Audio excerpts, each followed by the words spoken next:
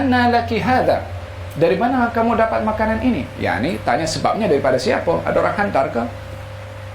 Qalat huwa min indillah, ianya datang daripada Allah subhanahu wa ta'ala. Innallaha yarzuqu man yasha'u bighairi hisab.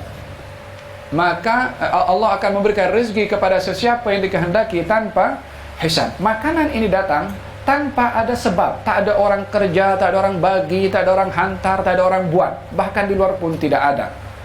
Di sini adanya makanan, adanya rezeki walaupun tanpa adanya sebab. Yakni tidak ada usaha daripada Siti Maryam, akan tetapi datang rezeki itu juga kepada Siti Maryam. Lalu di situ Nabi Zakaria berdoa kepada Allah. Hunalika da'a Zakaria rabbahu. Di situ Nabi Zakaria berdoa kepada Tuhannya dan meminta kepada Allah, Rabbi habli min ladunka dzurriyyatan thayyibah. Rabbana wa taqabbal du'a. Ya Allah, anugerahkan kepada aku zuriyah yang baik, wahai Allah, terimalah doa aku. Yakni Nabi Zakaria mengambil sebab untuk berdoa kepada Allah supaya dianugerahi oleh Allah satu keajaiban keramat, supaya diberi cahaya mata pada usia yang pada usia itu tak mungkin mengikut hukum sebab untuk dapat zuriat. Pada usia itu tak mungkin mengikut akal walaupun mengambil sebab untuk mendapatkan zuriat, karena usia 90 tahun, bahkan istrinya pun akhir, istrinya mandul. Ikut hukum sebab memang tidak boleh mendapatkan zuriat, tetapi karena sebab bukan penentu kepada akibat, maka di situ Nabi Zakaria berdoa kepada Allah, meminta kepada Allah zuriat walaupun ikut hukum sebab tidak mungkin, akan tetapi dapat juga zuriat. Siti Maryam juga. Jadi saya combine Siti Maryam ketika dapat rezeki tanpa sebab dan Siti Maryam dapat rezeki dengan sebab. Ketika beliau hamil, kemudian beliau ingin makan, kata Allah Subhanahu wa taala mengatakan kepada Siti Maryam, wa huzzi ilaiki bijid'in nakhlati tusaqid alaiki rutaban janiyya. Wahai Maryam, gerakkan itu pokok korma sehingga dapat jatuh buah korma itu daripada pokoknya dan kamu boleh makan itu buah korma. Yani ada pokok korma di situ, yang buah kormanya ada di atas, yang Siti Maryam tidak mungkin untuk memanjat pokok itu. Oleh sebab itu Allah suruh pergi ke pokok korma, bukan suruh panjat ambil. Kalau orang ambil korma, emma pakai pakai kayu atau dia panjat itu pokok. Tapi Allah tak suruh Siti Maryam panjat atau tak suruh guna kayu untuk jatuhkan itu buah korma, tapi wahuzzi, gegarkan, goyang itu pokok korma. Kita satu ruangan nih kalau ngasih gerak pokok korma tak akan goyang itu pokok korma. Tapi Allah Subhanahu wa ta'ala ingin menunjukkan bagaimana mengambil sebab tetapi tidak bergantung kepada sebab, karena Siti Maryam kalaupun ambil kepada sebab dan bergantung kepada sebab tak akan mendatangkan hasil apapun, karena buah pokok korma tak akan bergerak. Pokok korma itu tak akan bergerak walaupun digoyang oleh Siti Maryam. Tetapi apa yang dibuat oleh Siti Maryam? Adakah ya Allah takkan aku nak gerak pokok korma ini? Tapi dia pergi bangkit, pergi kepada pokok korma, dikasih gerak itu pokok korma, dijatuhkan oleh Allah Subhanahu wa ta'ala buah korma daripada pokoknya. Siti Maryam ketika bangkit kasih gerak pokok korma tidak menggunakan logik bahwasanya dengan usaha saya ini, usaha inilah yang akan mendatangkan hasil. Tak, usaha ini sebab untuk mendatangkan hasil, tapi bukan menjadi jaminan untuk mendatangkan hasil. Inan dalam hal ini Siti Maryam pergi kepada pokok korma, kasih gerak, maka jatuhlah buah korma. Seperti mana Nabi Ayub diperintahkan untuk hentakkan kakinya kepada tanah, maka akan memencutkan air. Apa kekuatan kaki seseorang untuk air itu kedalamannya berapa? Orang kalau nak gali sampai bermeter-meter ke dalam untuk kasih keluar air. Tapi ini hentakkan kaki diperintahkan oleh Allah Subhanahu wa taala, hentakkan kakimu ke tanah akan memencutkan air. Dihentakkan kaki keluar air. Nabi Musa diperintahkan untuk pukul batu untuk memanjutkan air. Dipukul itu batu memanjutkan air. Dan sebab itu sendiri atau mengambil sebab adalah satu ibadah, bukan merupakan, yakni kalau dikatakan kalau kita mesti bergantung kepada Allah, untuk apa kita mengambil sebab? Karena mengambil sebab itu perintah Allah. Bila mana mengambil sebab itu ibadah kepada Allah Subhanahu wa taala. Beza keyakinan orang ketika mengambil sebab bahwasanya kalau tak kerja tak makan, kalau tak makan tak kenyang. Maka kalau difahami ketergantungan kepada sebab dengan demikian, maka dia meletakkan jaminan untuk apa yang dia dapat kepada sebab. Padahal hakikatnya adalah ketergantungan itu hanya kepada yang menjadikan sebab dan bukan kepada al-asbab. Peristiwa di zaman Nabi SAW, seseorang datang ke masjid Nabi bawa onta. Onta itu diletakkan di luar, tidak diikat. Kononnya tawakal kepada Allah Subhanahu wa taala. Macam orang datang naik kereta, kuncinya letak dalam kereta itu. Maka onta itu pun hilang. Dia pun menangis dan kesedih. Kemudian kata baginda Rasulullah SAW, kenapa? Apa jadi dengan kamu? Kemudian kata orang itu mengatakan, saya letakkan onta saya di sini lalu hilang. Kata Nabi, engkau dah ikat ke? Belum, tak ikat, sebab dia bertawakal kepada Allah. Kata Nabi, igilha wa tawakkal alaih. Ikat itu onta, lalu pasrahkan kepada Allah Subhanahu wa taala. Ikat itu sebab, selebihnya bergantung kepada Allah Subhanahu wa taala. Orang yang dia meyakini ketergantungannya kepada Allah dengan mengambil sebab, tidak akan goyang perasaannya apa saja yang terjadi ketika mengambil sebab.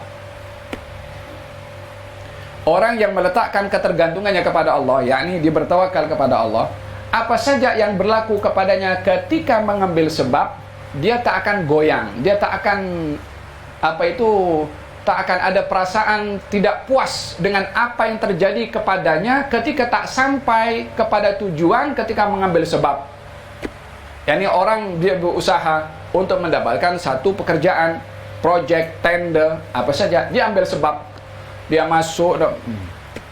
Kalau dia meletakkan ketergantungannya kepada Allah Subhanahu wa taala, kalau tidak dapat, maka dia tidak akan mengatakan, kenapa aku tak dapat? Aku sudah tawakal kepada Allah Subhanahu. Aku sudah buat. Rasa tidak puas hati ketika mengambil usaha dan mengambil sebab dan tidak dapat apa yang diinginkan melalui usaha dan sebab, dia tidak tawakal kepada Allah.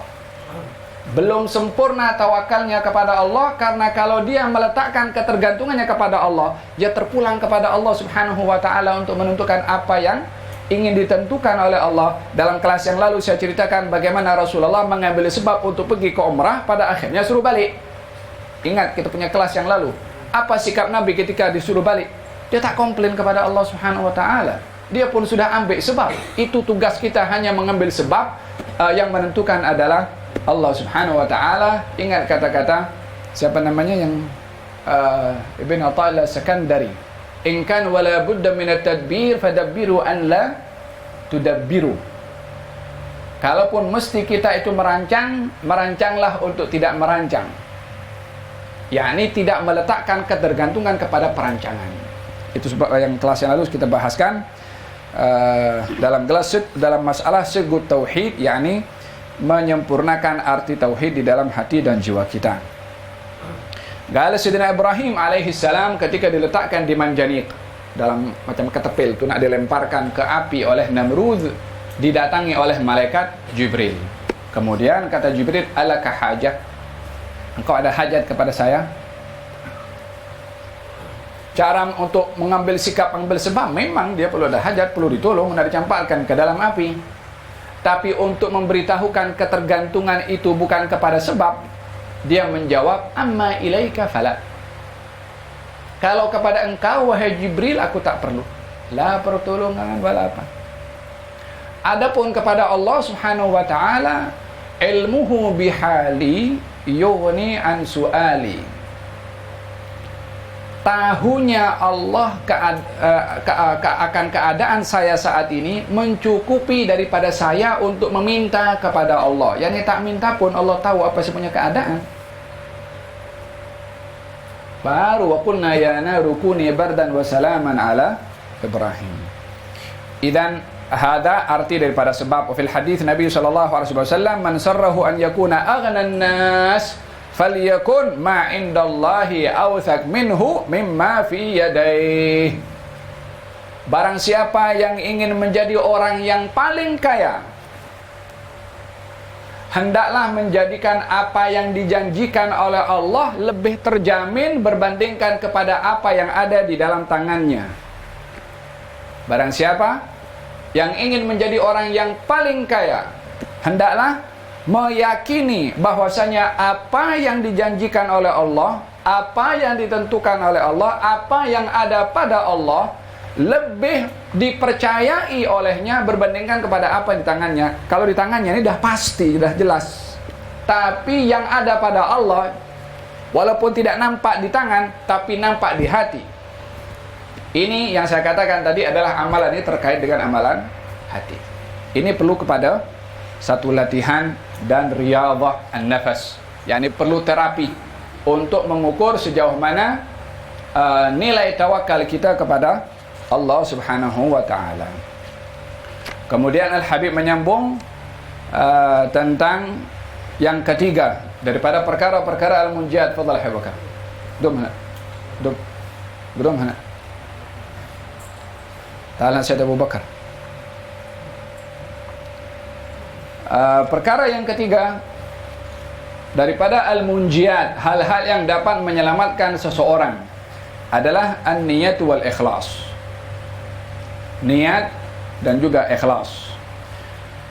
Katanya wa minal munjiyati sihhatun niyati wal ikhlasi lillahi fi sairil a'mal wa yakfi qawluhu alaihi salatu wassalam innamal a'malu binniyat wa innama likulli imri'in ma nawa faman kanat hijratuhu ila Allahi wa rasulihi fahijratuhu ila Allahi wa rasulih wa man kanat hijratuhu lidunya yusibuha aw imra'atin yankihuha fahijratuhu ila ma hajara ilaih.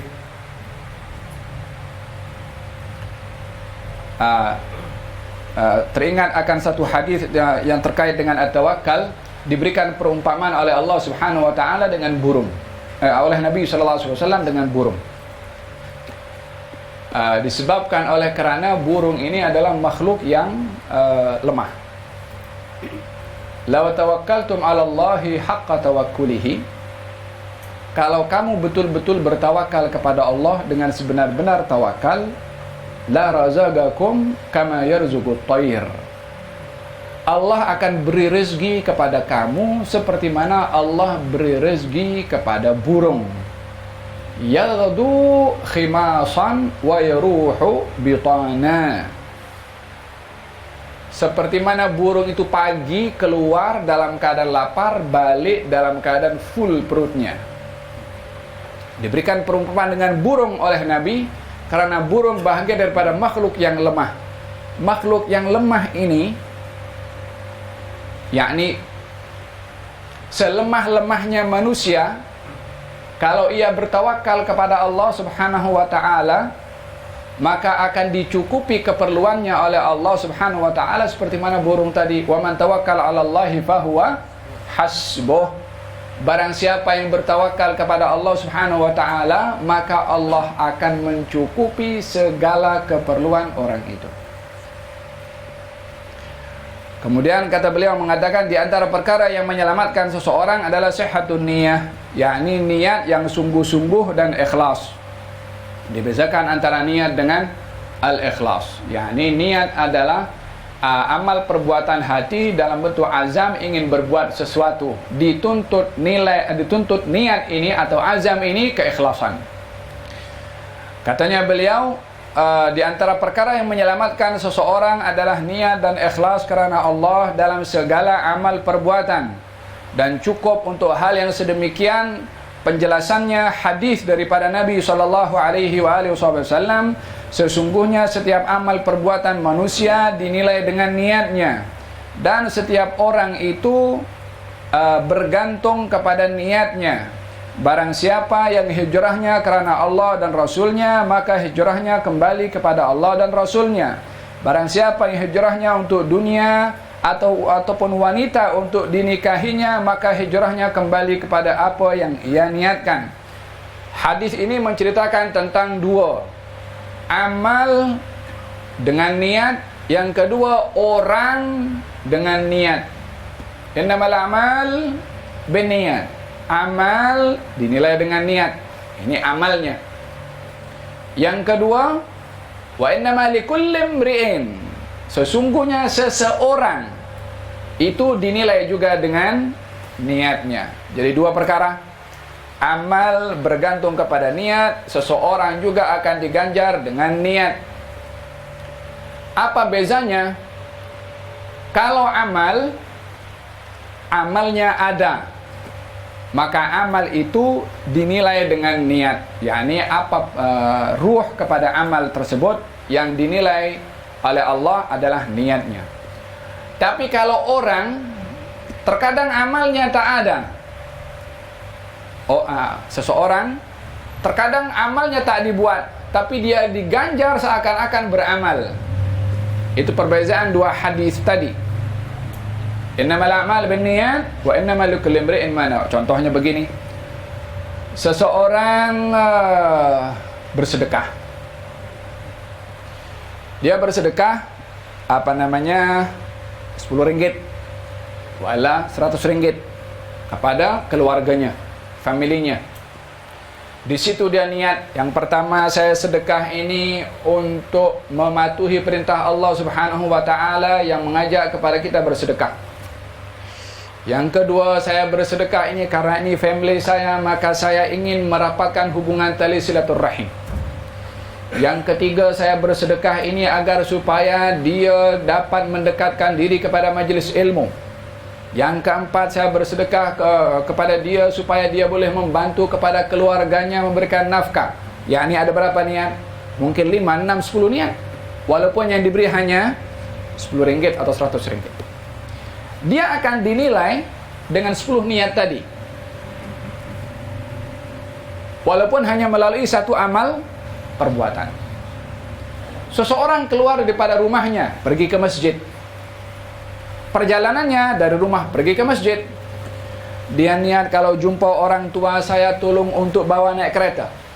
Kalau jumpa orang buta saya akan pandu untuk sampai ke tempat destinasi yang dia mahukan. Kalau jumpa orang yang ingin menyeberang dan dia tak boleh, saya akan bantu untuk menyeberang. Kalau jumpa orang yang lebih tua daripada saya akan mulakan dulu untuk salam. Kalau jumpa dengan kawan saya akan singgah ke rumahnya. Niat berapa niat? Contohnya, perbuatannya daripada rumahnya pergi ke masjid, dinilai oleh Allah sesuai dengan niatnya. Ini masuk yang kedua tadi. Wa innama likulli imri'in, sesungguhnya seseorang itu akan dinilai dengan niatnya. Sebanyak mana dia berniat dan ikhlas dalam niatnya, sebanyak itu akan diganjar oleh Allah Subhanahu wa ta'ala. Orang menikah, apa niatnya menikah? Kalau hanya disuruh orang tua, wa illa niatnya hanya melengkapkan status, maka tak menepati kepada objektif daripada pernikahan.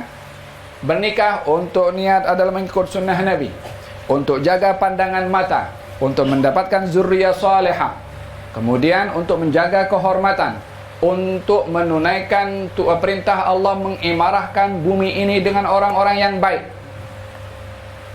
Walaupun perbuatannya hanya nikah, saya terima nikahnya fulan binti fulan dengan mas kawin sekian, tapi niat di dalamnya itu yang akan diganjar oleh Allah sebanyak mana dia berniat walaupun satu amal perbuatan. Ini yang dijelaskan ta'addudun niyyah fi amalin wahid. Banyaknya niat dengan satu amal perbuatan. Faham tak? Jadi diasingkan oleh Nabi SAW, sesungguhnya amal bergantung kepada niat, yakni adanya amal. Walihada dalam Al-Quran, la yanalallaha luhumuha wala dima'uha walakin yanaluhu at-taqwa minkum. Tidak akan sampai kepada Allah amal perbuatan orang yang menyembelih binatang korban. Binatang korbannya perbuatan amal ibadah korbannya ada, binatangnya ada disembelih, dagingnya pun diagihkan, itu perbuatan berkorban, tapi tak sampai kepada Allah, tak diterima oleh Allah walaupun amalnya ada. Apa sebab? Sebab tak ada niat yang baik ketika melakukan amal perbuatan ibadah tadi. Innamal a'mal binniyat. Orang yang berkorban kalau tidak ikhlas kepada Allah karena Allah Subhanahu wa taala, walaupun amalnya itu ada tapi tak diterima sebab niatnya tidak sempurna dan tidak ikhlas. Akan tetapi bila mana amal perbuatan itu ikhlas, akan diterima oleh Allah Subhanahu wa taala bila mana amalnya ada dan juga niatnya bersamaan dengan amal. Watlu alaihim naba abnai adama id qarraba qurbanan fatuqbila min ahadihima wa lam yutaqabbal min al-akhar qala la'aqtulannaka qala innama yataqabbalu Allahu minal muttaqin. Ceritakan wahai Rasulullah Muhammad tentang kisah dua anak Adam dengan benar ketika keduanya mengedepankan sedekah.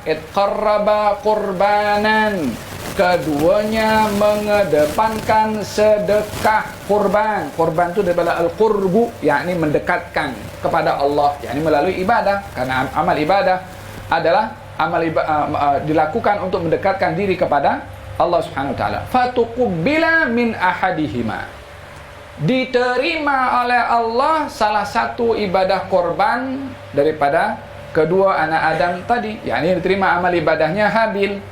Walam yutaqabbal minal akhar, yang lain tak diterima, ibadahnya ada, taatnya ada. Apa yang membezakan sama-sama amal ibadah dilakukan oleh seseorang, oleh dua anak Adam tadi, apa membezakan? Sama-sama ibadah, sama-sama taat. Gal yang membezakan adalah innama yataqabbalullahu minal muttaqin. Yang diterima oleh Allah hanya amal ibadah orang yang bertakwa. Yang satu tak ikhlas, yang satu ikhlas. Idan oleh sebab itu Al-Imam Abdullah bin Al-Haddad mengatakan bahwasanya setiap amal perbuatan memerlukan kepada ilmu. Ilmu dan amal tidak akan bermanfaat tanpa niat dan ikhlas. Setiap perbuatan ibadah perlu kepada ilmu supaya tahu ini rukun, ini sah, ini tak sah. Ini ilmunya. Tapi kedua-dua ini, ilmu dan amal, tak akan bermanfaat tanpa adanya al-ikhlas. Yakni niat yang ikhlas kerana Allah Subhanahu wa ta'ala. Gal ahadus salihin mengatakan al-amalu bighairi niyatin ana wan niyatu bighairi ikhlasin riya. Orang beramal tanpa niat maka itu amal yang sia-sia. Adapun niat tanpa ikhlas maka ia adalah riya. Niatnya ada tapi ikhlas dalam niat itu tak ada. Apa ikhlasnya? Niat ifradul qasdi ilallah, menunggalkan maksud kepada Allah Subhanahu wa ta'ala dalam amal perbuatan. Itu niat. Qala Sayyidina Fudail ibn Iyad mengatakan tarkul amali min ajlin nasi riya. Orang meninggalkan amal perbuatan baik kerana orang itu riya. Meninggalkan amal perbuatan baik tapi meninggalkannya kerana orang. Macam mana? Yani dia nak bersedekah, atau dia nak solat banyak, atau dia nak berzikir, tapi dalam hatinya nanti orang tuduh aku riya. Baik aku tak bersedekah dan tak berzikir dan tak beramal. Jadi meninggalkannya kerana takut dituduh riya oleh orang, meninggalkannya itu sudah riya. Disebabkan oleh kerana dia tinggalkan itu amal kerana orang lain. Kata Imam Al-Haddad ketika menafsirkan kata-kata Al-Fudail ibn Iyad mengatakan syaitan itu mahu manusia tidak berbuat amal baik. Jadi terkadang manusia ditipu oleh syaitan dengan sebab yang kononnya nampaknya baik tetapi pada hakikatnya ingin menjauhkan manusia itu daripada berbuat baik. Syaitan akan mengatakan jangan, kamu berbuat sia-sia karena kamu ingin mencari perhatian daripada orang. Walihada kata Imam Ahmad bin Hasan Al-Attas. Apa katanya beliau? Cantik dia punya kata-kata. Gal man qaddama al-ikhlasa 'ala al-amal ma tayassara lahu al-amal. Siapa orang yang mengedepankan yakni mencari-cari setelus-telusnya ikhlas dalam amal, maka dia tak akan mungkin beramal. Tapi yang patut dibuat adalah wal yabtadi' bil amal awalan thumma yutalibul ikhlas. Buat dulu. Walaupun awalnya dia tak ikhlas, buat dulu. Cari ikhlas ketika beramal. Kalau tinggalkan amal karena takut tidak ikhlas, tak akan beramal. Karena tak seorang pun yang akan mampu untuk 100% ikhlas. Tapi buat dulu amal, lepas itu pikir, ini amal kalau tak ikhlas, kamu akan rugi. Ini amal kalau tidak tulus tak dapat fadilah apa-apa. Dididik dulu, terapi, tapi buat. Kalau tidak buat, macam mana dia akan tahu perang dengan diri sendiri dalam amalnya untuk dapat ikhlas atau tidak? Man qaddamal ikhlasa 'ala al-amal ma tayassara lahu al-amal. Orang yang dia cari setelus-telusnya ikhlas dalam amal, maka tak akan mungkin dia beramal. Tapi amal, buat dulu. Tsumma yutalibul ikhlas. Carilah ikhlas ketika beramal. Fahimtum? Hakadha maqalat al-Imam Ahmad bin Hasan al-Attas. Naam.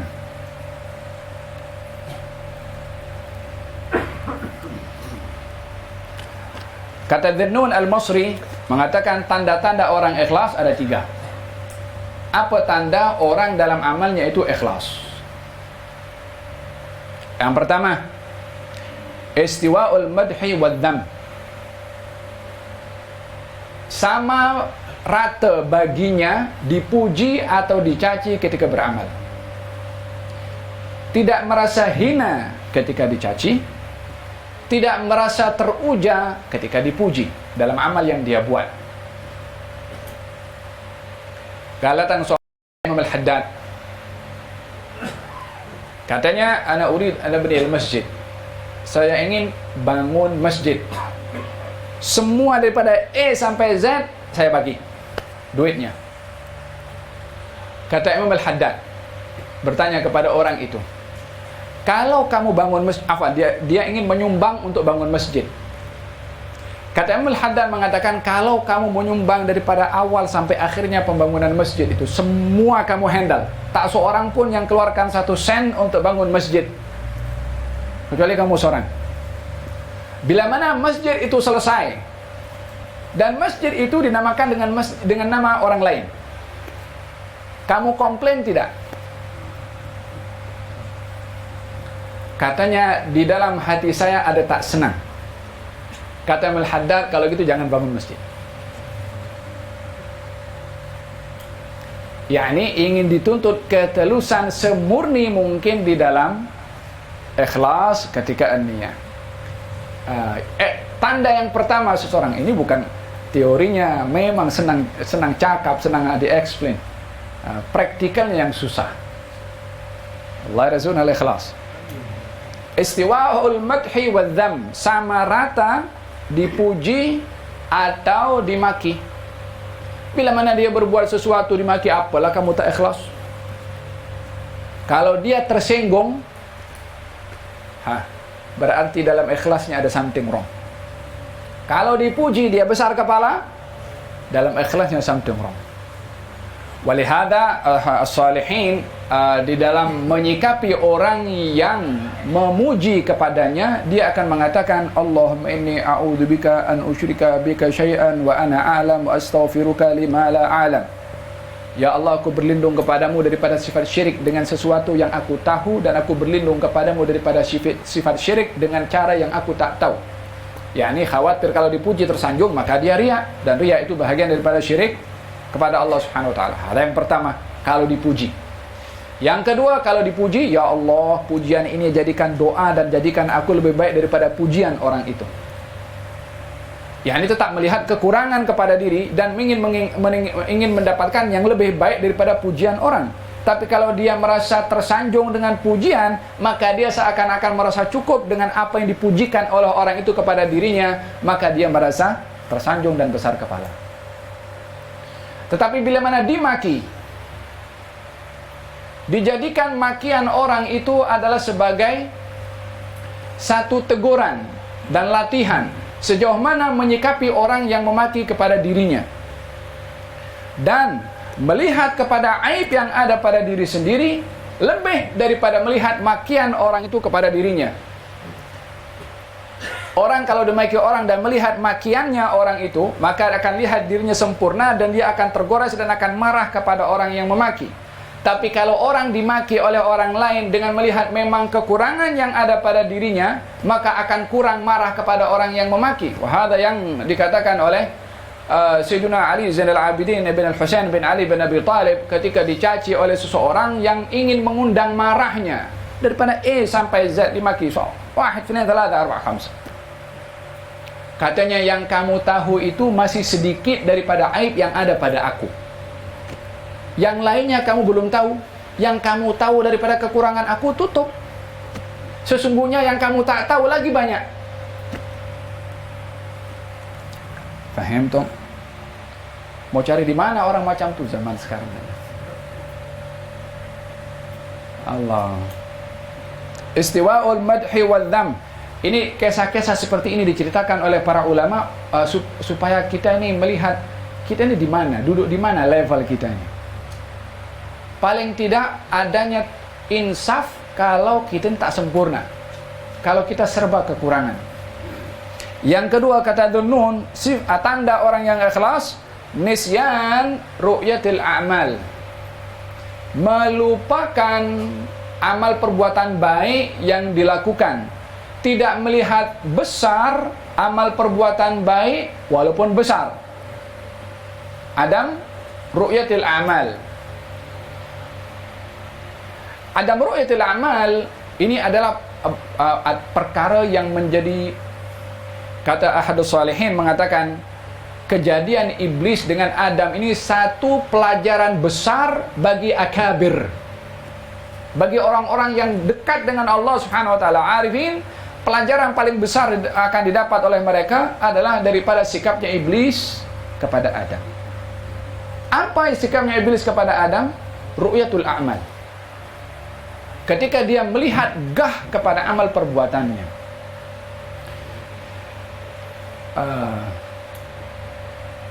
Al-Habib Abu Bakar masyhur ada kupas tentang masalah bagaimana sikap Adam kepada sikap iblis kepada Nabi Adam, yang melihat kepada amalnya dan juga at-tanafus, yakni ingin bersaing, ingin merendahkan orang lain dan melihat kemuliaan diri. Ketika diperintahkan oleh Allah untuk sujud kepada Nabi Adam, dia mengatakan ana khairum minhu, yakni iblis daripada di atas muka bumi diangkat oleh Allah berada di langit bersama dengan para malaikat karena kedudukannya. Lalu diperintahkan oleh Allah untuk sujud kepada Nabi Adam. Katanya, aku tak mau sujud, kepada engkau aku nak sujud. Lah yang suruh dia sujud kepada Nabi Adam kan Allah juga. Apa sebab dia tak mau sujud kepada Nabi Adam? Ru'yatul a'mal. Dia lihat amalnya terlalu hebat sehingga diangkat oleh Allah sampai setinggi langit bersama dengan malaikat. Ini Adam baru dicipta oleh Allah Subhanahu wa taala, baru saja diperintahkan semua makhluk untuk sujud kepada Nabi Adam. Wushdarranan, apa yang melayakkan dia untuk saya hormat kepada dia? Dia patut hormat kepada saya. Ru'yatu al-amal, melihat kepada amalnya itu gah dan hebat. Baru dihalau oleh Allah Subhanahu wa taala karena tidak melihat kepada perintah yang datang daripada Allah kepada iblis untuk sujud kepada Nabi Adam. Cukup menjadi pelajaran besar kepada orang yang beramal, dihalaunya iblis daripada syurga karena melihat amalnya itu adalah besar. Qal fil athar, dua perkara kena kita lupakan dan dua perkara jangan kita lupakan sama sekali. Perkara yang kita tak boleh lupa, mati dan dosa. Perkara yang kita mesti lupakan, amal perbuatan baik kita kepada Allah dan amal perbuatan baik kita kepada manusia. Yang dua kena lupakan, yang dua lagi jangan sekali-kali lupa. Dan yang ketiga, tanda orang yang ikhlas, iqtida thawabil amal fil akhirah, mengharapkan ganjaran amal di negeri akhirat. Yani bila mana beramal Nawaitunya beramal mengharapkan ganjaran dari Allah di akhirat. Kalau dia meletakkan ganjaran amal tersebut di akhirat, maka dia tak meletakkan harapan apa-apa kepada sesiapapun. Baik itu dalam usahanya membangun masjid, atau menyumbang apa saja, ataupun berbuat ihsan kepada orang lain. Walihada dalam Al-Quranul Karim Allah Subhanahu wa taala memuji kepada Ahlul Bait Nabi Muhammad sallallahu alaihi wasallam, As-Sayyidah Fatimah Az-Zahra Al-Batul alaihi salam, wa Sayyidina Ali bin Abi Thalib karramallahu wajhah, wal Hasan wal Husain. Dipuji oleh Allah Subhanahu wa taala di dalam Al-Qur'anul Karim ketika mereka bernadar, kata mereka berdua, yakni Sayyidah Fatimah dan Sayyidina Ali bernadar untuk berpuasa selama 3 hari bila mana anaknya diberi kesembuhan oleh Allah. Ketika anaknya disembuhkan oleh Allah Subhanahu wa taala, ditunaikan nadar, maka anak-anaknya pun juga berpuasa ikut dengan orang tuanya. Hari pertama ketika hendak berbuka, datang ketukan pintu miskin, dan miskin fil bab. Maka hidangan makanan yang dihidangkan itu untuk berbuka puasa diberikan kepada si miskin. Malam itu hanya berbuka apa adanya. Hari kedua ketika disediakan buka puasa untuk dimakan, ketuk pintu tawanan datang mengatakan kami adalah tawanan dan lapar, maka diberikan makanan itu kepada tawanan tadi. Hari ketiga ketika hendak berbuka, dihidangkan makanan, datang ketukan pintu daripada anak yatim. Katanya kami yatim miskin, tidak punya makanan, lapar, diberikan makanan. Baru turun firman Allah Subhanahu wa taala setelah 3 hari tidak makan. Allah Subhanahu wa taala berfirman, "Wa yut'imuna at-ta'ama 'ala yufuna bin-nadri wa yakhafuna yawman kana sharruhu mustatira wa yut'imuna at-ta'ama 'ala hubbihi miskinan wa yatiman wa asira innama nut'imukum liwajhillahi la nuridu minkum jazaa'an wala syukura inna nakhafu min rabbina yawman 'abusan qamtarira fawaqahumullahu syarra dzalikal yawmi wa laqahum nadratan wa surura wa jazahum bima sabaru jannatan wa harira, sampai akhir ayat tersebut.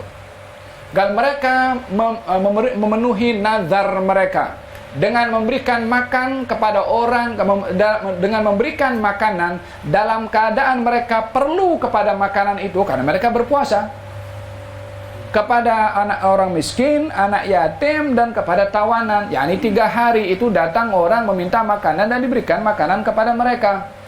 Kemudian disifatkan oleh Allah, Allah menceritakan bukan hanya memberikan makanan saja, tapi perasaan yang ada di dalam hati orang yang memberi makanan itu pun diceritakan. Apa katanya? Innama nut'imukum liwajhillah. Kami beri makanan ini ikhlas karena Allah Subhanahu wa taala. Apa buktinya? La nuridu minkum jazaa'an wala syukura. Kami tidak mengharapkan daripada kamu, wahai yang diberi, balasan. La balasan apapun juga, termasuk kalimat terima kasih. Orang yang diberi mesti berterima kasih kepada yang memberi. Tetapi yang memberi akan tergores perasaan bila mana yang diberi tidak berterima kasih, maka ada calar pada ikhlasnya karena dalam pemberiannya mengharapkan terima kasih kepada yang diberi. Man lam yashkurin nas lam yashkurillah. Yang tak berterima kasih kepada manusia tidak berterima kasih kepada Allah Subhanahu wa taala. Idan ada adab kepada yang menerima, ada adab kepada yang memberi. Innama nut'imukum liwajhillah. Kami beri makanan ini karena Allah. La nuridu minkum. Kami tidak mengharapkan apa-apa. Jazaan, balasan, wala syukura. Walaupun sekedar kalimat terima kasih. Kata Sayyidah Aisyah, kalau dia memberikan makanan kurma kepada orang lain, lalu dikatakan terima kasih, akan dibalas terima kasih, tidak terima kasih. Yang diberi berterima kasih kepada Siti Aisyah. Kata Siti Aisyah, aku pun berterima kasih kepada kamu. Terima kasihnya orang itu karena diberi, terima kasihnya Siti Aisyah karena dengan sebab orang datang meminta, dia beramal. Adapun amalnya itu dia nak ganjaran daripada Allah dan tidak mau dibalas dengan terima kasih. Orang itu bila mana yang memberi mengharapkan terima kasih daripada yang diberi, karena niat seseorang akan dibalas dengan sesuai dengan apa yang diniatkan. Niatnya nak dapatkan terima kasih, ya dapat terima kasih. Innama nut'imukum liwajhillahi la nuridu minkum jazaa'an wala syukura inna nakhafu min rabbina yawman abusan qamtarira. Yang saya khawatirkan nanti di hari kiamat, saya takut apa akan saya dapat nanti di hari kiamat. Subhanallah, ini dalam keadaan beramal masih takut juga. Dalam keadaan beramal sudahlah dia memenuhi nazarnya, memberi makan, dalam keadaan dia perlu dilakukan itu pun juga karena ikhlas, karena Allah Subhanahu wa taala, tak mengharapkan balasan apapun juga. Dalam keadaan amal sudah sempurna itu pun juga inna nakhafu min rabbina. Kami takut kepada Tuhan kami nanti di akhirat, ini amal ini akan diterima atau tidak, hukuman Allah akan kena kepada aku atau tidak. Yakni adam ru'yatil a'mal, tidak melihat kepada amalnya, ini akan menjadi jaminan kepadanya untuk selamat di akhirat. Wa hadha man As-Sayyidah Fatimah wa Sayyidina Ali wa Sayyidina Hasan wa Sayyidina Husain yang sudah dijamin innama yuridullahu liyudhiba ankum rijza ahlal baiti wa yutahhirakum tathira.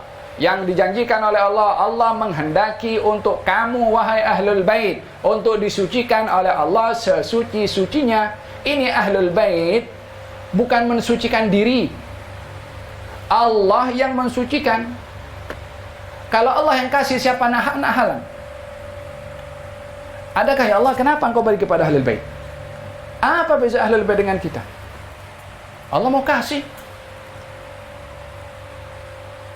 Fahimtum? Walihada innama yuridullahu liyudhiba ankum rijza ahlal baiti wa yutahhirakum tathira. Wa ma'a dhalik inna nakhafu min rabbina yawman abusan qamtarira. Kami pun takut kepada Allah Subhanahu wa taala akan hari yang wajah seorang abus, yang dalam keadaan bermuka masam, risau dan takut kepada Allah Subhanahu wa taala. Fa waqahumullahu syarra dzalikal yaum wa laqahum nadratan wa surura. Karena perbuatannya di dunia ikhlas, pada masa yang sama mengharapkan ganjaran di akhirat, punya rasa takut kepada Allah dan tidak melihat kepada besarnya amal, fawaqahumullah, dijaga oleh Allah Subhanahu wa taala syarra dzalikal yaum, keburukan nanti di hari kiamat dijaga oleh Allah karena risau di dunia, karena tidak bangga dengan amalnya di dunia. Walaqahum nadratan, dan akan diberikan oleh Allah kepada mereka wajah ceria, bercahaya, wasurura, dan gembira. Bila nanti di dunia susah, di dunia takut, di dunia risau, tapi di akhirat farhan. Fahim tom? Hada berkenaan dengan al-ikhlasu wan niyah. Idan 3 tanda orang ikhlas. Istiwa, sama pujian dan makian, tidak melihat besarnya amal dan mengharapkan ganjaran di al-akhirah. Sayyidah Aisyah mengatakan dalam kata-katanya, man ra'a nafsahu minal mukhlisin fahuwa minal mura'in, wa man ra'a nafsahu minal mura'in fahuwa minal mukhlisin. Siapa orang yang tengok dirinya ikhlas, dia riya. Orang yang tengok dirinya riya, yakni risau kepada riya, maka dia ikhlas. Tanda orang ikhlas adalah takut riya. Adapun tanda orang riya adalah tak punya melihat dirinya ikhlas. Kebalikannya.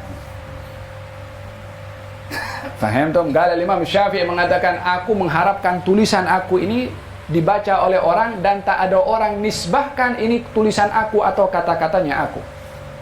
Yakni dari segi ikhlasnya, tak mau namanya disebut akan hasil karya yang begitu berharga untuk umat manusia sepanjang zaman. Tidak mau dinisbahkan, kalau boleh tak dinisbahkan kepada aku, karena khawatir riya. Wa man hadzal Imam Syafi'i. Faham tom?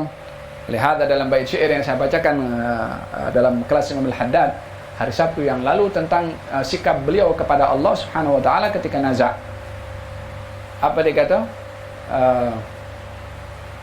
Apa itu bait syairnya?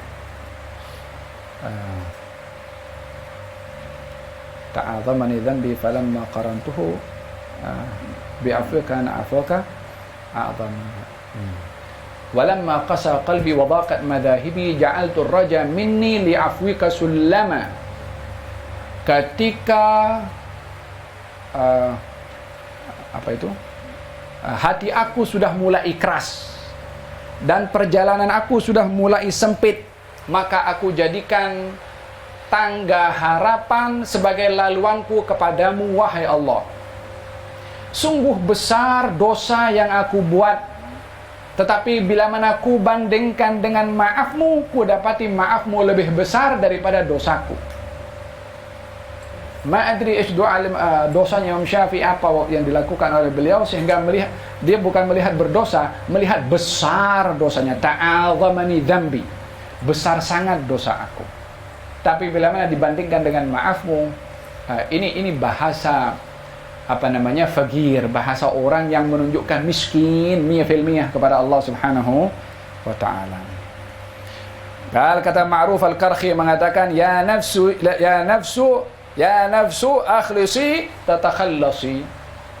Wahai hawa nafsu, ikhlaslah kamu, kau selamat. Hada berkenaan dengan al-munjiat yang ketiga dan keempat. Yang pertama sidqut tauhid, yang kedua at-tawakkul, yang ketiga niat dan al-ikhlas. Yang keempat, saya akhiri dengan yang keempat, al-khaufu minallah, rasa takut kepada Allah Subhanahu wa taala. Wa minal munjiati, di antara perkara-perkara yang menyelamatkan seseorang, al-khaufu minallah, rasa takut kepada Allah Subhanahu wa taala. Wal buka min khasyatih, dan menangis kerana takut kepada Allah. Faman la khaufa indahu la imana indahu wa la amana lahu. Orang yang tak punya rasa takut kepada Allah, maka dia tidak memiliki kesempurnaan iman dan tidak akan mendapatkan aman. Saya ulang, di antara perkara yang menyelamatkan punya perasaan takut, menangis karena takut. Orang yang tak punya rasa takut di dalamnya kepada Allah, maka tak sempurna imannya dan tidak akan merasa aman. Qala Allah Subhanahu wa ta'ala, wa khafuni in kuntum mu'minin. Takutlah kamu kepada Allah Subhanahu, takutlah kamu kepada aku bila mana kamu mendakwa beriman. yakni kalau mendakwa beriman mesti mempunyai rasa takut kepada Allah Subhanahu wa ta'ala. Kata Imam Al-Ghazali mengatakan, al-khawfu dhiddul aman. Takut itu lawan katanya aman. Hakikatnya adalah ta'allumul qalbi wa ihtiraguhu bisababi tawaggu'i makruhin fil istiqbal wa huwa thamaratul ma'rifati billah. Perasaan takut itu hakikatnya adalah perasaan sakit di dalam hati, risau di dalam hati, disebabkan perkara buruk akan terjadi di masa akan datang, yakni merasakan rasa takut kepada hukuman dari Allah di akhirat nanti. Bila mana seseorang merasakan akan takut kepada hukuman itu, itulah hakikat orang punya rasa takut kepada Allah Subhanahu wa ta'ala, yakni tidak punya rasa aman di dunia daripada azabnya Allah di akhirat. Tidak merasa aman daripada hukuman Allah di akhirat, yani tidak merasa aman di dunia daripada hukuman Allah di akhirat. Ini orang yang dia punya rasa takut kepada Allah Subhanahu wa ta'ala. Bila orang itu punya rasa takut kepada Allah, kalau dia kenal kepada Allah. Tapi kalau dia tak kenal kepada Allah, maksiat, bantai saja sikit pun tak apa, nanti sebagian orang pun juga marhaban, kita buat dosa kecil, lepas tu ba'da menastaghfirullah. Macam perbuatan saudara Nabi Yusuf. Kita ambil tangkap Yusuf, kita bunuh atau kita campakkan ke dalam perigi biar diambil oleh siapa saja. Lepas tu baru kita menjadi orang yang baik. Yakni merancang untuk jadi orang baik setelah merancang untuk berbuat jahat. Kalau ini bukan oleh kerana maghrur, ditipu oleh syaitan, dia tak akan buat. Tetapi tidak karena lemah sehingga mudah untuk dikhianati oleh syaitan, maka tergelincir kepada perbuatan tersebut. Allah Subhanahu wa taala berfirman, innama yakhsyallaha min ibadihi al-ulama. Sesungguhnya yang punya rasa takut kepada Allah Subhanahu wa taala adalah al-ulama, yakni orang yang berilmu, ilmu kenal kepada Allah Subhanahu wa taala. Walihada syair yaqul mengatakan, ala qadri ilmil mar'i ya'dhumu khawfuhu. Fala alima illa minallahi khaifu. Fa'aminu makrillahi billahi jahilun wa khaifu makrillahi billahi khaifu. dengan kadar kenalnya seseorang kepada Allah, maka dia akan punya rasa takut kepada Allah. Tapi diukur dengan kenalnya orang itu kepada Allah Subhanahu wa taala. Fala alima, dan tidak akan dikatakan orang yang berilmu kalau tak punya rasa takut kepada Allah. Orang yang merasa aman daripada ketentuan Allah Subhanahu wa taala yang membawa resiko kepadanya, maka dia orang jahil. Adapun orang yang tidak merasa aman daripada ketentuannya Allah yang akan menimpa kepadanya, dia orang yang takut kepada Allah Subhanahu wa taala. Yani orang merasa aman daripada ketentuan Allah. Aku sudah banyak beramal. Semua perbuatan semua kefarduan yang Allah perintahkan aku dah buat. Semua yang maksiat aku tinggalkan. Bila mana dia merasa aman daripada ketentuan Allah yang boleh mengubah segala-galanya, kalau dia merasa aman, maka orang ini tak punya rasa takut kepada Allah Subhanahu wa taala. Apa sebab? Sebab dia tidak mengetahui bahwasanya Allah boleh mengubah nasib seseorang di penghujungnya. Walihada di antara doa Nabi SAW untuk mendapatkan rasa takut, untuk dapat menanamkan perasaan takut di dalam hatinya, Nabi selalu berdoa, Ya muqallibal qulub, tsabbit qalbi ala, wahai yang membolak-balikkan hati, tetapkan hati aku ini berada di dalam jalanmu, agamamu yang benar. Maka kata sahabat, Ya Rasulullah, engkau pun juga punya rasa takut, berubah hati engkau. Hadan Nabi. Kata baginda Rasulullah sallallahu alaihi wasallam, "Wa ma yu'minuni wal qalbu baina usbu'aini min asabi'ir rahman yuqallibuhu kaifa yasha." Bagaimana aku akan merasa aman, kata baginda Rasulullah, sementara hati ini berada di antara dua jarinya Allah Subhanahu wa taala yang boleh membolak-balikkan segala hati mengikut kehendaknya. Kita kalau pen ini dengan dua jari saja boleh bolak-balik. Ini kiasan, simbol, bukan bermakna ada dua jari Allah nak membolak-balikkan hati seseorang. Mudahnya hati itu untuk berubah daripada satu keadaan kepada keadaan yang lain. Nabi bukan bermakna Nabi itu akan dibolak-balikkan hatinya. Yang inti merasa takut kepada apa yang akan terjadi ketika dirinya tak tahu kalau itu perkara akan terjadi. Risau itu karena mesti ada. Man aminani fid dunya akhaftuhu fil akhirah. Wa man khafani fid dunya amintuhu fil akhirah. Orang yang takut kepada aku di dunia, aku amankan dia di akhirat.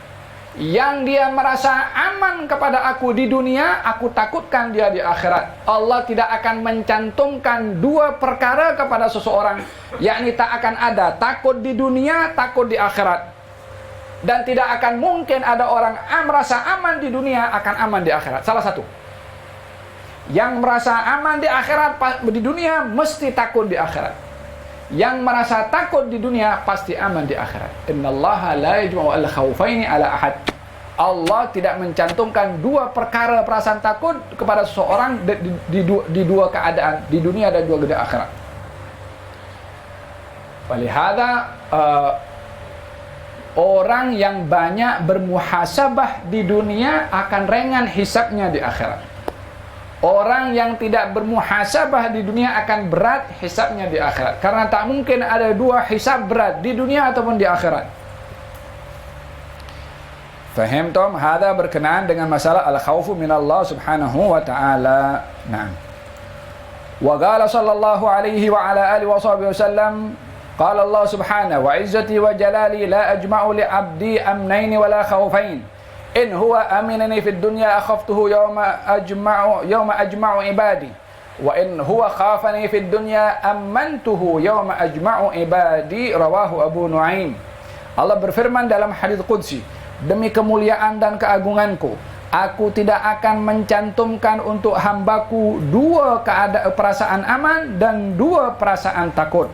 Bila mana dia merasa aman daripada aku di dunia, aku takutkan dia nanti di hari aku kumpulkan semua hamba-hambaku. Dan kalau dia takut kepada aku di dunia, aku amankan dia nanti di hari aku kumpulkan semua hamba-hambaku.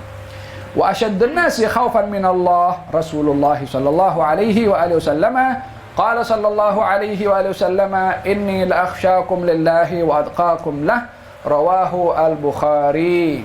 Orang yang paling punya rasa takut kepada Allah adalah Nabi sallallahu alaihi wa alihi wasallam. Di dalam hadisnya beliau bersabda, sesungguhnya aku orang yang paling punya rasa takut kepada Allah Subhanahu wa taala dan paling bertakwa kepada Allah. Hadis diriwayatkan oleh Imam Al-Bukhari. Walaupun mempunyai rasa takut yang tinggi, amalnya adalah paling tinggi juga. Bukankah dalam hadis Nabi sallallahu alaihi wasallam, wa innal 'abda la ya'mal bi'amal ahli al-jannah hatta ma yakun bainahu wa bainaha illa dhira' thumma sabaqa alaihi al-kitab fa'amala bi'amal ahli an-nar fayadkhuluha. Terdapat seorang hamba yang di masa hidupnya beramal dengan perbuatan yang menyerupai amal ahli syurga. Lalu bila mana jarak antara dia dengan syurga itu tinggal 1 jengkal, didahului oleh ketentuan daripada takdirnya Allah, lalu dia beramal dengan amal ahli neraka, maka dia masuk neraka dengan penghujung amalnya yang serupa dengan amal ahli neraka. Wa innar rajula la ya'mal bi'amal ahli an-nar hatta ma yakun bainahu wa bainaha illa dhira' fasabaqa alaihi al-kitab fa'amala bi'amal ahli al-jannah fayadkhuluha. Demikian orang yang dia beramal dengan amal perbuatan ahli neraka, lalu menghampiri antara dia dengan neraka hingga 1 hasta, lalu didahului oleh ketentuan daripada Allah dan mengamalkan dengan amal ahli syurga, maka dia masuk ke dalam syurga. Al-ibratu bil khawatim, yang menentukan nasib seseorang penghujung bukan awal. Yang perlu dirisaukan bukan yang sudah kita amal, akan tetapi yang akan menjadi penentu penghujung kita punya kehidupan. Wahada, yang menakutkan kepada orang-orang as-salihin adalah al-khawatim. Apakah penghujung daripada kehidupan seseorang? Nah, contohnya adalah itu dalam hadis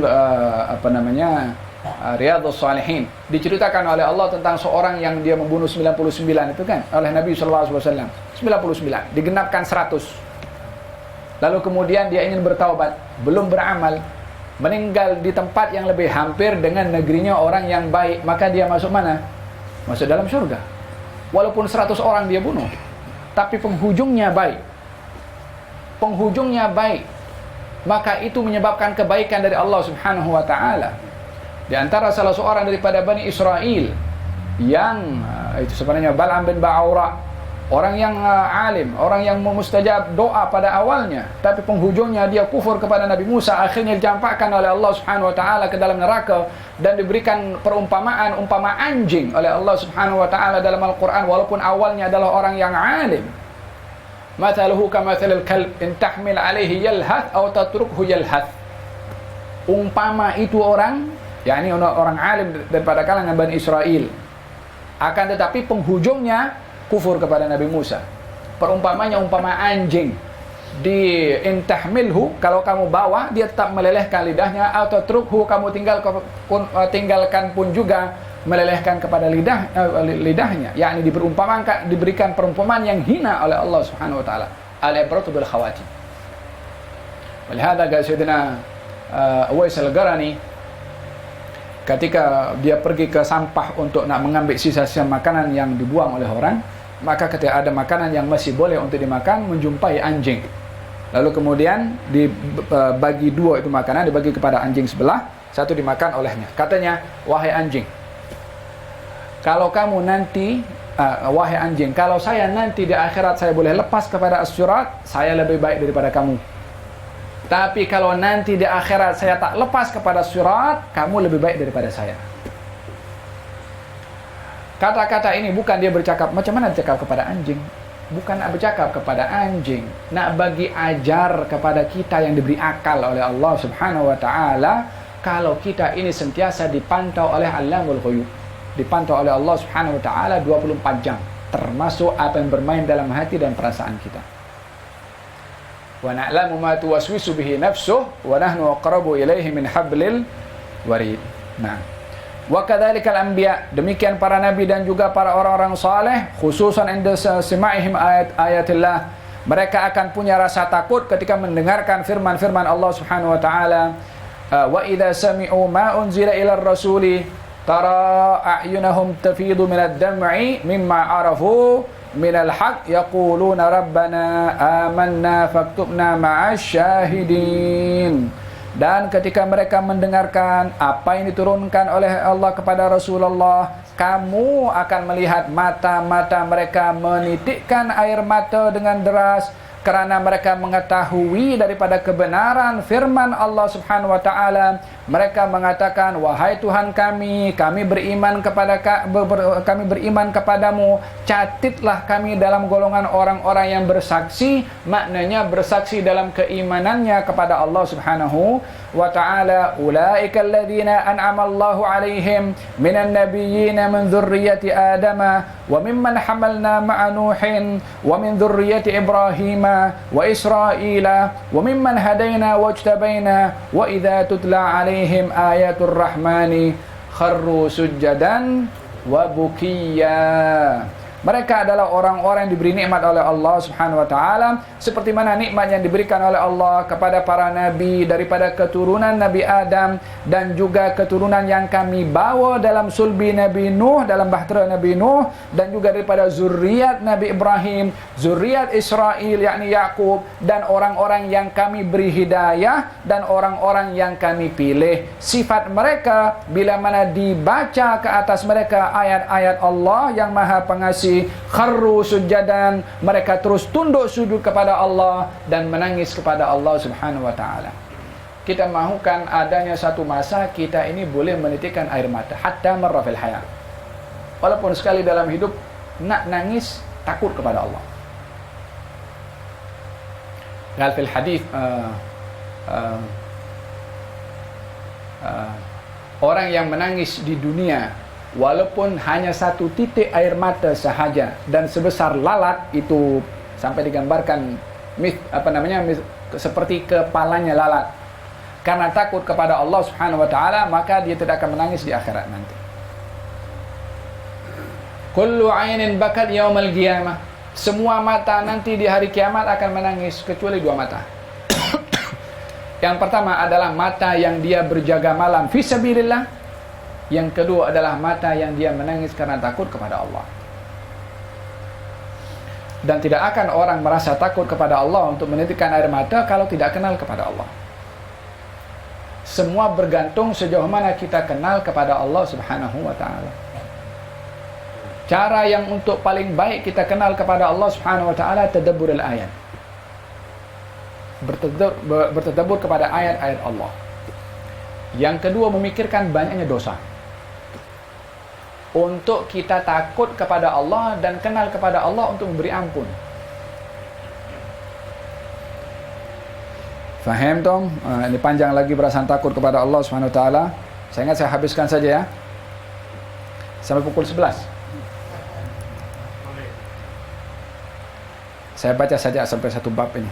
Baginda Rasulullah SAW bersabda, kullu 'ainin baqiyatun yaumal qiyamah illa 'ainal ghaddat an maharimillah. Setiap mata akan menangis nanti di hari kiamat kecuali mata yang dia memejamkan daripada perkara yang diharamkan oleh Allah. Wa 'ainan saharat fi sabilillah, dan mata yang dia jaga malam di jalan Allah Subhanahu wa taala. Wa 'ainan kharaja minha mithla ra'sid dzubab min khasyatillahi taala, dan juga mata yang mengeluarkan air mata walaupun sebesar kepala lalat karena takut kepada Allah Subhanahu wa taala. Ini mata yang tidak akan menangis, yaitu mata yang menjaga daripada melihat perkara yang dilarang oleh Allah Subhanahu wa taala, mata yang begadang atau jaga malam fisabilillah, dan mata yang menangis kerana Allah Subhanahu wa taala. Sabda Rasulullah sallallahu alaihi wa alihi wasallam, arba'un minasyaqa, ada empat perkara bahagian daripada kecelakaan atau kebinasaan. Yang pertama, jumudul ain, yakni jumudul ain, kerasnya mata, yakni simbol kepada mata yang tidak pernah menangis karena takut kepada Allah. Wa qaswatul qalb, yakni kerasnya hati. Al-hirs, rakus. Wa tulul amal, dan juga mempunyai harapan yang melampau. Rawahu Ibnu Adi.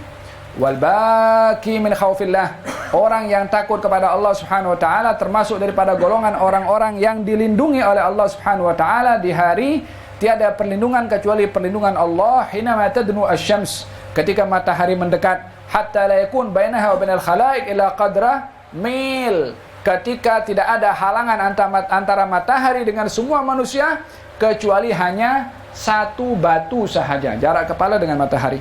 Kita sekarang tak berapa juta kilometer, itu pun dah kepanasan. Fayadhabul araq fil ard, keringat akan mengucur ke bumi sampai kepada 70 dhira'an, sampai kepada 70 hasta banjir keringat. 70 hasta, yakni berapa meter? Satu hasta lebih kurang 70 cm kali 70. Wallahu hasil. Qala sallallahu alaihi wasallam, baginda bersabda, 7 golongan orang dilindungi oleh Allah di hari tiada perlindungan kecuali perlindungannya Allah. Imamun adil, imam pemimpin yang adil, syabun nasya fi ibadatillah, pemuda yang dia tumbuh dewasa dalam beribadah kepada Allah, wa rajulun qalbuhu mu'allaqun bil masjid idza kharaja minhu hatta ya'uda ilaih, yaitu seorang yang dia mempunyai hatinya tergantung dengan masjid, ketika keluar rindu nak balik pergi ke masjid. Dan 2 orang yang dia saling kasih mengasihi kerana Allah Subhanahu wa taala, dan juga ketika bertemu kerana Allah, berpisah pun juga kerana Allah. Wa rajulun dzakarallaha khalian fafadat ainah, dan seorang yang dia disebut nama Allah di hadapannya, dan ketika menyebut nama Allah dalam keadaan bersendirian, air matanya keluar daripada matanya. Dan seorang lelaki, da'athu imra'atun dha mansibin wa jamal faqala inni akhafullaha rabbal alamin, wa rajulun tasaddaqa bi sadaqatin fa akhfaha hatta la ta'lamu shimaluhu ma tunfiqu yaminuhu. Dan seorang lelaki bila mana diajak oleh perempuan yang mempunyai kecantikan dan keindahan, dia enggan untuk menerimanya karena takut kepada Allah. Dan orang yang dia bersedekah dengan tangan kiri tidak diketahui oleh tangan kanan. Faham tom? Hada berkenaan dengan rasa takut kepada Allah Subhanahu wa taala. Sayyidina Umar bin Abdul Aziz mengatakan, orang yang dia punya rasa takut kepada Allah, semua makhluk takut kepadanya. Yang dia tak takut kepada Allah, semua makhluk kalau dia tak takut kepada Allah, maka dia akan takut kepada makhluk. Satu hari Sayyidina Abdullah bin Umar radhiyallahu anhuma berjalan dengan satu kafilah. Ketika berjalan dengan satu kafilah terhenti. Kemudian katanya, apa jadi? Kenapa kafilah berhenti? Kata beliau mengatakan, ada singa di hadapan. Maka dia turun daripada ontanya, dia pergi ke singa itu, dipegang telinganya singa itu macam dijewer. Katanya, ma kadzaba Rasulullah alaik, Rasulullah tidak berdusta kepada kamu. Apa kata Nabi SAW? Katanya, innama yusallatu ala ibni Adam man khafahu ibnu Adam. Sesungguhnya akan ditanamkan rasa takut kepada anak-anak Adam terhadap orang yang ditakuti oleh anak Adam. Walau anna ibna Adam lam yakhaf illallah lam yusallat alaihi syai'. Kalau anak Adam ini tak takut kecuali kepada Allah, maka tiada apapun yang menakutkan anak Adam. Paham maksudnya? Sesungguhnya tidak ada perkara takut itu akan menimpa kepada anak Adam kecuali bila mana anak Adam itu punya rasa takut kepada sesuatu. Dia akan kena bahaya sesuatu karena rasa takutnya kepada sesuatu itu. Kalau dia tak takut kecuali kepada Allah, tak ada apa perkara buruk akan menimpa kepadanya. Maka jadi Abdullah bin Umar dia tak takut kecuali kepada Allah. Hatta kepada singa pun juga dipergi, dijewer dan dihalas, pergi. Radhiyallahu anhum ajma'in. Mudah-mudahan Allah Subhanahu wa taala memberikan kepada kita kamalut tawakkul wa kamalu husnul niyyah wal ikhlas, dan juga dianugerahi oleh Allah Subhanahu wa taala al-khauf min Allah Subhanahu wa taala wal qurb minhu insyaallah. Amin. Allahumma amin.